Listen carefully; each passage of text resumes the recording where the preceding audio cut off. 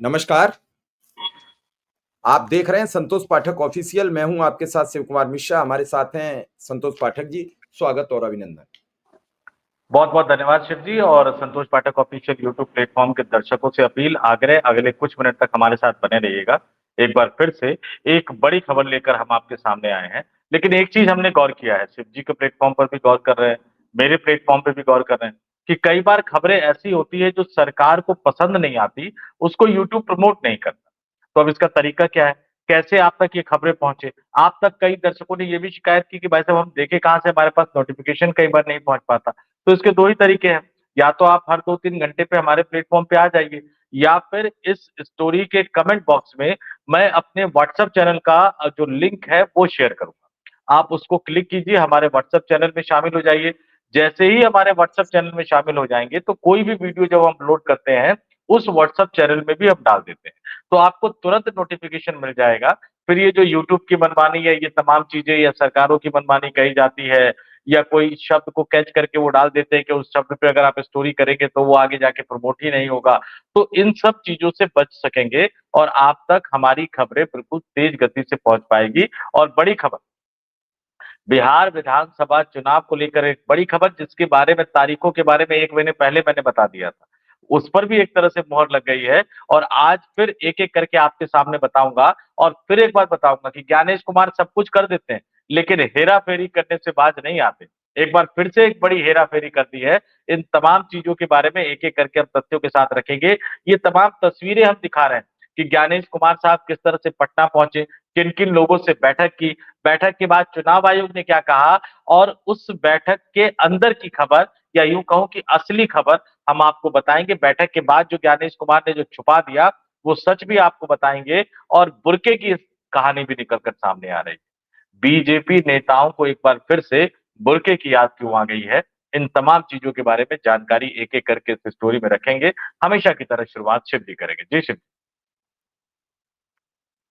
सबको पता होगा कि चुनाव की तारीख नजदीक आ गई है। 23 नवंबर 2025 को बिहार विधानसभा का कार्यकाल खत्म होगा और तब तक नई सरकार का गठन करना है।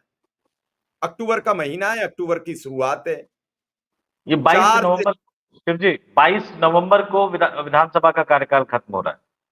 तो 23 नवंबर को नई विधानसभा का गठन करना है। जी। और आज अक्टूबर का महीना है। अब अक्टूबर के महीने में आज 4 तारीख हो गई और 4 से 6 तारीख के बीच में चुनाव आयुक्त तो बिहार में रहेंगे। राजनीतिक दलों से मिलेंगे, वहां की सिचुएशन समझेंगे, वहां के अधिकारियों से बातचीत करेंगे। और हर चुनाव से पहले, आचार संहिता से पहले जो अधिकारियों को फेंटा जाता है, वो प्रोग्राम चालू हो गया है कल से। ट्रांसफर, पोस्टिंग, मन मुताबिक कौन सा अधिकारी जिम्मेदारी लेगा, जिला हम बढ़िया देंगे आपको निकाल के यहाँ से, वो सब चलता है। और ये भाजपा का नहीं है, सभी राजनीतिक दलों का खेल है। अब सवाल यह है कि सुप्रीम कोर्ट की हियरिंग से पहले डेट तय होगी कि नहीं होगी, कौन सी डेट तय होगी, कितने चरणों में होगा, कब चुनाव होगा, किस किस से चुनाव आयुक्त मिल रहे हैं, क्या क्या बातें कर रहे हैं, किसको सांत्वना दे रहे हैं, कौन वोटर लिस्ट पर फूफा की तरह रूठा घूम रहा है, कौन खास रिश्तेदार की तरह खुश है कि शादी के ही बहाने सही चलो एक दो मिठाई का पीस ज्यादा खा लेते हैं। ये सब चीजें बड़ी फंसी हुई हैं। कई जगह सुनने में आया है कि भूत घूम रहे हैं बिहार में। भूत इसलिए घूम रहे हैं कि वो जिंदा हैं और वोटर लिस्ट में मरे बता दिए। कई जगह बताया जा रहा है कि मृतकों के साथ चाय पी ली लोगों ने। तो सब चीजें ये चलेंगी। लेकिन सवाल एक है कि जो चुनाव आयोग एक एक वोट के लिए करोड़ों रुपया प्रचार प्रसार में खर्च करके उसे बूथ तक ले जाने का काम करता है, पहली मर्तबा है कि वोट काटने को लेकर प्रयास कर रहा है, वोट रोकने के लिए प्रयास कर रहा है। क्या कारण है, क्या वजह आई कि चुनाव आयोग को अपनी तलवार लेकर सड़क पर आना पड़ा कि इसे भी काटो, इसे भी काटो, इसे भी छांटो, इसे भी डांटो, इसे भी बांटो। मुख्यमंत्री योगी आदित्यनाथ कहते रह गए कि बटोगे तो कटोगे। यहां तो बांट भी दिए, काट भी दिए। वोट डालेगा कौन, करेगा कौन? हालांकि प्रधानमंत्री ने तो तत्काल एक कहा कि एक रहोगे तो सेफ रहोगे। उन्होंने मुख्यमंत्री का नारा ही दरकिनार कर दिया। ये नारा मुख्यमंत्री का चुनाव आयोग ने आत्मसात कर लिया। मोदी जी तय करें चुनाव आयोग मानता किसकी है? लोगों ने कहा बिहार में कि योगी मॉडल चलेगा। प्रधानमंत्री जी कह रहे हैं मध्य प्रदेश ने आत्मसात कर लिया है, मध्य प्रदेश में जान फंसी है सांसद में। आप और स्वीकार कर लो तो मैं कहां-कहां तक संभालूंगा। आरएसएस कह रहा है कि प्रत्येक मस्जिद में मंदिर मत खोजिए, शिवलिंग मत खोजिए। योगी जी ने सब में खुजवा दिया है। एक तो मस्जिद और गिराई जा रही है, आज आनन-फानन में सुनवाई हुई है उत्तर प्रदेश में, लेकिन मुद्दा बिहार का फंसा पड़ा है। बिहार में क्या हो? सर्वे रिपोर्ट खतरनाक। हालांकि इन सर्वे रिपोर्ट पे हमने भरोसा करना बंद कर दिया जब से महाराष्ट्र, हरियाणा में विपरीत परिणाम आए, छत्तीसगढ़ में विपरीत परिणाम आए, कई राज्यों में विपरीत परिणाम आए। कुल मिला के जो बातचीत है, उसका लबो-लुआब ये है, क्या चुनाव आयोग ईमानदारी से चुनाव करा पाएगा? इस पर कौन बात करेगा? क्या चुनाव आयोग एक-एक वोटर को वोट डालने का अधिकार दिला पाएगा? इस पर चर्चा कौन करेगा? क्या गांव का गरीब, वो दलित, वो शोषित, वो वंचित, वो पीड़ित, वो पिछड़ा, वो अगड़ा, अगड़ों में भी गरीब पिछड़ा, क्या वो बूथ तक जाकर अपने मत का मताधिकार का प्रयोग कर पाएगा? ये गारंटी देगा चुनाव आयोग बिहार की सरजमी पर बैठ? बड़ा सवाल यह है कि मंजू वर्मा पहले भी विवादास्पद होने के बाद मंत्रिमंडल से इस्तीफा दिया था। उनके बारात घर के सामने निर्वस्त्र लड़की का शव मिला है। मीडिया खामोश क्यों है? मीडिया बोली क्यों नहीं? उस बच्ची को, उस बेटी को, निरपराध को न्याय मिला क्यों नहीं? अरे वो तो रामलीला देखने गई थी, उसका क्या गुनाह था? क्या इस पर कोई सवाल करेगा? क्या इस पर कोई पूछेगा? पूछेगा नीतीश कुमार की आंखों में आंखें डालकर कि भाई मंजू देवी हैं जिनके एक खास व्यक्ति के एनजीओ के जरिए बालिकाओं के साथ दुर्व्यवहार किया गया। वही मंजू देवी के बारात घर के सामने निर्वस्त्र बेटी की लाश पाई गई है। मां खोजती रह गई, परिवार रोता रहा, बिलखता रहा। क्या बना दिया है? इसी बिहार को मॉडल बता रहे हो? यही 20 साल में कमाया नीतीश बाबू। अरे आप जरा सी कुछ था, कुछ हुए करे था, कुछ करवो करा था, कुछ किया था उन्होंने। अरे ये बात हम नीतीश कुमार की आत्मसात कर लें तो मुझे लगता है कि मैं तो ये स्वीकार करना पड़ेगा, नाराज हो जाएंगे संतोष पाठक जी, बिहार के हैं, कह देंगे कि क्या मिश्रा जी बात कर दिए। क्या संतोष पाठक जी वस्त्र पहनते थे कि नहीं पहनते थे? क्या शिव जी, यहाँ पे एक बड़ी नीतीश जी के बारे में, मैं बिहार के चुनाव की तारीख को लेकर एक बड़ी खबर पे आऊंगा, लेकिन आपने जो नीतीश जी का जिक्र किया ना, जो उन्होंने कमाया पहले के शुरुआत के 5-6 सालों में, वो अपने आखिरी दौर में गंवाते हुए चले जा रहे हैं। और इतनी बुरी हालत वो बिहार की कर रहे हैं, मैं बार-बार इस बात को कहता हूं कि बिहार बारूद के ढेर पर बैठा हुआ है। और कैसे बारूद के ढेर पर बैठा हुआ है, इसका एक उदाहरण मैं दे देता हूं आपको। तो कहते ना कि ये खिलौना अगर मुझसे छीन लोगे तो मैं खिलौने को तोड़ दूंगा। दक्षिण भारत से एक अभिनेता थे, बड़े शानदार अभिनेता थे। कांग्रेस पार्टी ज्वाइन किए, मनमोहन सिंह सरकार में मंत्री बने। अकबर रोड पर उनको एक बंगला आवंटित किया गया। उस बंगले में अपने पर्सनल पैसे खर्च करके 2-2.5 करोड़ रुपए खर्च करके बड़ी अच्छी सी सजावट की। गलती उनसे ये हो गई कि एक दिन उन्होंने उस बंगले में राजनाथ सिंह को बुला लिया। राजनाथ सिंह ने देखा, बड़ा शानदार बंगला, ये चीजें, वो चीजें, तमाम चीजें देख के वो अचंभित रह गए। उसके बाद लोकसभा चुनाव हो गया, सरकार बदल गई, राजनाथ सिंह गृह मंत्री बन गए। और गृह मंत्री बनने के बाद जब उनसे पूछा गया, भाई बड़े मंत्री थे, उनसे पूछा गया कौन सा घर लेंगे जनाब? उस समय अशोका रोड पर रहते थे। उन्होंने उसी फिल्म अभिनेता वाले घर को पे अपना अंगूठा टेक दिया कि मुझे ये वाला घर चाहिए। अब वो अभिनेता थे, कई जगह कोशिश की उन्होंने, कई जगह समझाने की, मनाने की कोशिश की उन्होंने, कई जगह कई तरह की बातें करने की, कहने की कोशिश की उन्होंने।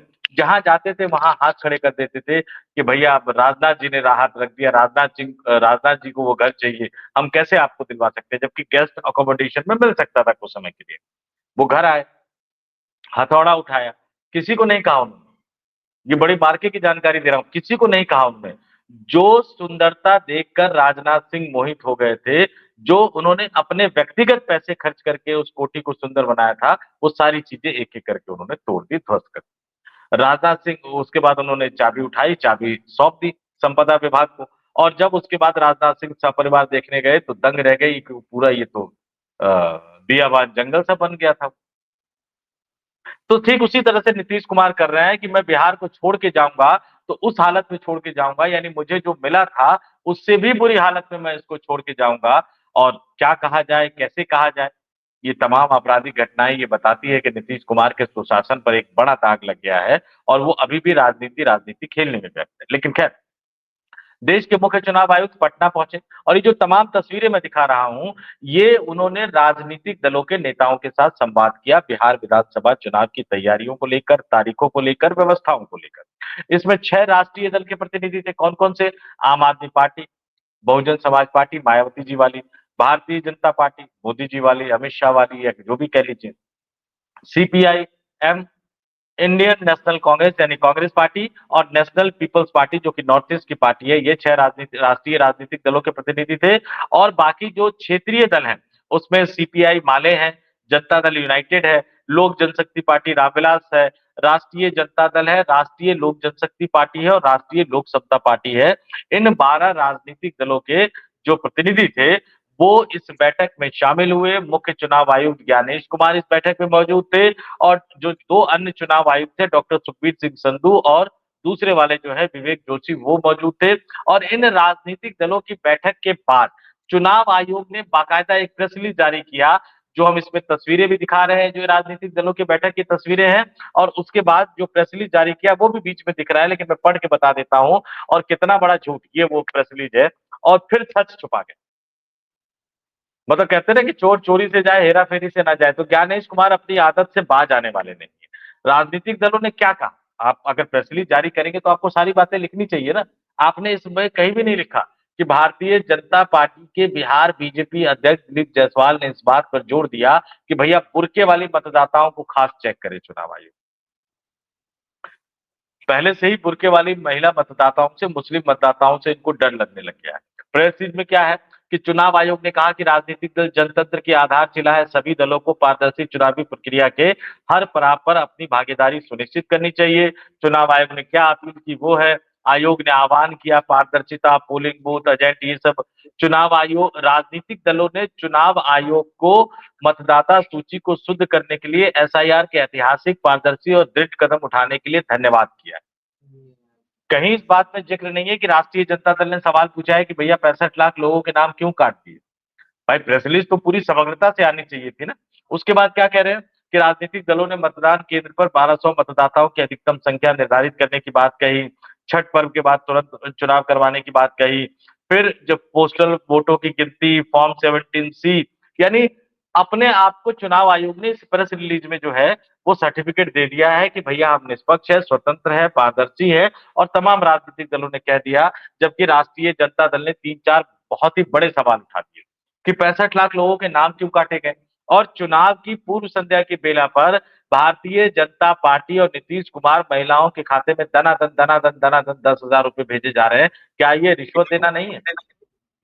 खैर वो तो ज्ञानेश कुमार साहब तय करेंगे, वो चुनाव आयोग तय करेगा। लेकिन एक बात जो यहाँ मुझे लगता है कि अब मैं दर्शकों को जरा चुनाव की तारीखों के बारे में बता दूं। नीतीश कुमार ने खेला कर दिया, बड़ा खेला कर दिया।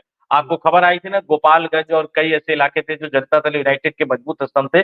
ये उन्होंने अधिकारियों के साथ जब बैठक की थी, उनकी तस्वीर है कि तमाम जिलों के अधिकारियों के साथ उन्होंने जो बैठक की, उस बैठक में क्या क्या हुआ। इस बैठक में बिहार के जितने कमिश्नर्स हैं, जितने आईजी हैं, जितने डीआईजी हैं, जितने डीईओ है, जितने एसएसपी हैं, जितने एसपी है, ये तमाम लोग बैठे हुए हैं और इनसे उन्होंने बिहार विधानसभा चुनाव की तैयारियों की बैठक की। तो नेताओं के साथ बैठक, राजनीतिक दलों के साथ बैठक, अधिकारियों के साथ बैठक। और इससे पहले ही अधिकारियों की तबादला एक्सप्रेस जो है वो एक तरह से शुरू हो गई शिव जी। अब आ जाते हैं चुनाव की तारीख पर, चुनाव की बड़ी तारीख पर और नीतीश कुमार के बड़े खेले पर। इस एसआईआर अभियान का खामियाजा कहीं ना कहीं नीतीश कुमार की पार्टी को भी भुगतना पड़ा है। ये अधिकारियों के साथ बैठक की तस्वीर है, जो तीनों चुनाव आयुक्त, एक मुख्य चुनाव आयुक्त ज्ञानेश कुमार जी, दोनों अन्य चुनाव आयुक्त जो है वो अधिकारियों के साथ कर रहे हैं। अब खेला क्या कर दिया, नीतीश के वोटरों के नाम भी कटे। नीतीश को ये पता है, वो बीजेपी को अच्छी तरह से समझ चुके हैं कि जितने ज्यादा चरण में चुनाव होंगे भारतीय जनता पार्टी उनके साथ उतने बड़े स्तर पर खेला करेगी।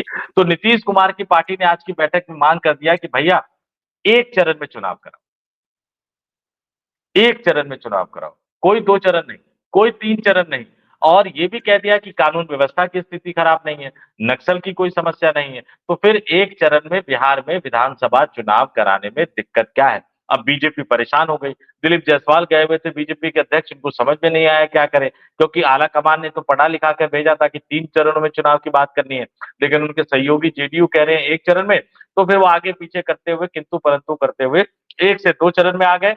राष्ट्रीय जनता दल ने भी 2 चरण में चुनाव की मांग की है और अब मैं बताने जा रहा हूं अपने दर्शकों को सबसे बड़ी खबर, जो पिछले महीने हमने बताई थी, एक बार फिर से उसपे मोहर लग गई है।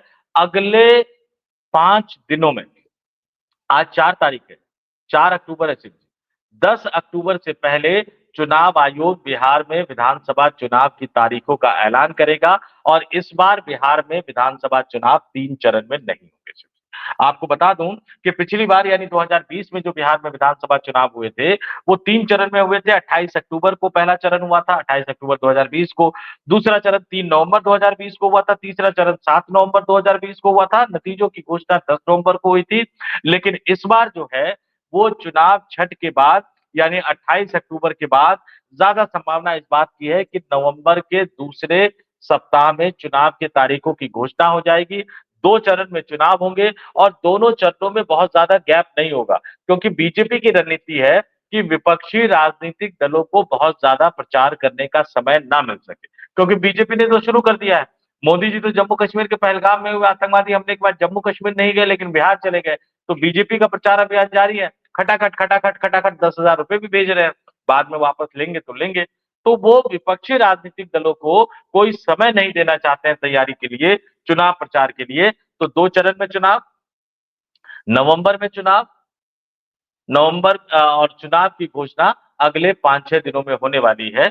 ये वो खबर जो हमने पिछले महीने बताई थी, अब लगभग उसी तरह की स्थिति बनती हुई नजर आ रही है। तो बिहार विधानसभा चुनाव की तारीखों को लेकर, इस बड़ी खबर को लेकर हम अपने आपके सामने आए थे, लेकिन चुनाव आयोग का खेला तो अभी भी जारी है। क्योंकि दिलीप जायसवाल साहब ने चुनाव आयोग, मुख्य चुनाव आयुक्त और दोनों चुनाव आयुक्तों के साथ बैठक में खास तौर से इस बात की डिमांड की है। और क्या गजब उन्होंने डिमांड की है, ये सुनेंगे आप तो बड़े गजब तरीके से चौंक जाएंगे। उन्होंने कहा कि बुर्का पहनकर वोट देने वाली महिलाओं का फोटो से मिलान होना चाहिए और उस पर कार्रवाई होनी चाहिए। यानी आप अब एक-एक मुस्लिम महिलाओं के बुर्के उठाकर ये चेक किए जाएंगे, और सिर्फ चेक करना मकसद होता तो चुनाव अधिकारी चेक करने का कोई दिक्कत नहीं है, अभी तो मांग वही है।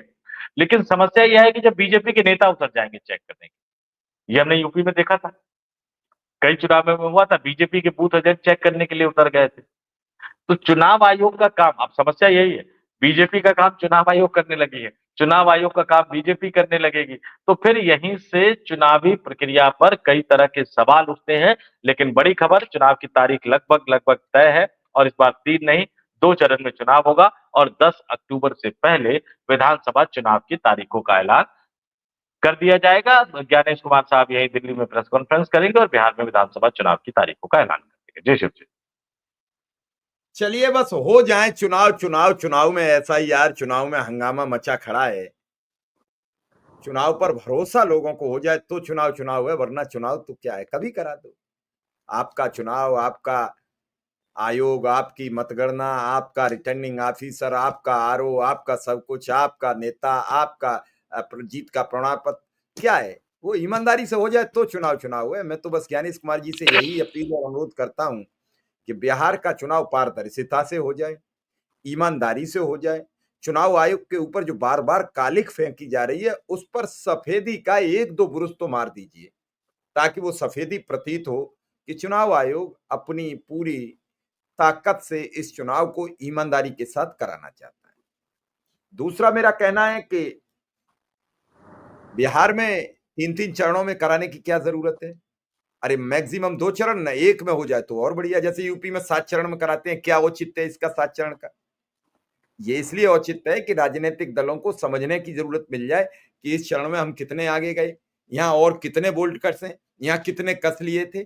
चुनाव तो 2 चरण में, 3 चरण में काफी है। यूपी में भी 2 चरण में होना चाहिए चुनाव। बहुत लंबा चुनाव नहीं होना चाहिए। बहुत लंबे चुनाव में खर्चा बहुत होता है। सहारनपुर का फोर्स बनारस जाता है, बनारस का फोर्स सहारनपुर आता है। क्या मकसद है? अरे एक बार में झटके से करा दो चुनाव। लोग ही नहीं समझ पाते हैं क्या हो गया। तो अभी प्रशासन कैसे इस पर पूरी अपनी ज़िम्मेदारी निभाता है, लेकिन देखें दर्शक, सबसे पहले ये चुनाव से संबंधित खबर आपको संतोष पाठक ऑफिशियल पे मिली है, इसे आगे बढ़ाइए, चुनाव की पूरी भूमिका समझिए, किस तरीके से हो सकता है, कब डेटों का ऐलान होगा। फिलहाल संतोष जी का भी आभार, नहीं, इसमें धन्यवाद। एक चीज़ और भी है, शिव जी एक चीज़ और भी है। जब 3 च जैसे यूपी में आपने ज़िक्र किया ना, गाज़ियाबाद, मेरठ, मुज़फ्फरनगर में वोट चल रहे होते हैं और पता लगा पूर्वांचल के किसी जिले में प्रधानमंत्री नरेंद्र मोदी चुनावी रैली को संबोधित कर रहे होते हैं क्योंकि उसमें बाद के चरण में चुनाव है।